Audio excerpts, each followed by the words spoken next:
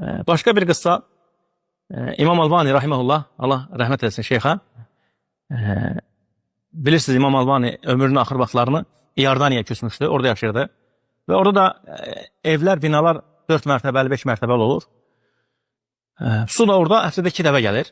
Cümə günləri, bir də 6-cı günlər. Cümə və şənbə günləri. Buna görə də yer gəlmişkən, elhamdülillah, suyu olan, hər gün suyu gələn insanlar buna görə şükürünü artırsın gəlir. Elhamdülillah ki, bizdə elə problemlər yoxdur. Allah həmsini alır olsun. İmam Albani su gələn günlərinin birində, ya cümə günü, ya da 6-cı gün, orada da binaları, belə deyək, pilləkənləri yuyurlar. Üzr istəyirəm. Bizə necə deyirlər, o şivabra deyirlər də. Onunla başlayıb İmam Albani rahimehullah pilləkənləri yuya-yuya aşağı düşməyə. Binanı yuyur da, belə deyək.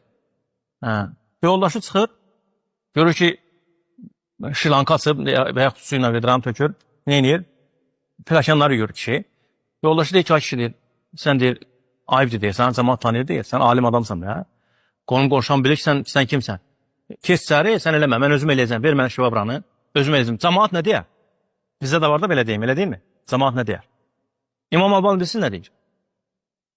İmam Albani deyir ki, rahimehullah, deyir ki, qonşunun, daha doğrusu qonşuların qadınları soruşsalar, məni görsələr, sənə desələr ki, Allah razı olsun, barakallahu fikum.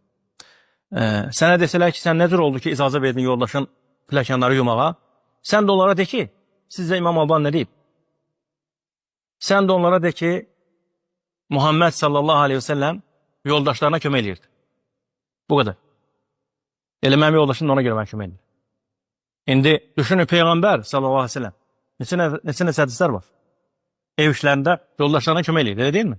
Yəni İmam Albani bir dərs verir ki orada. Yəni mən kiməm ki? Muhammedin sallallahu aleyhi ve sellemin müqabilində, qiyasında, müqayisəsində mən kiməm ki? Muhammed sallallahu aleyhi ve sellem eləyir, mən də eləyirəm, elhamdülillah.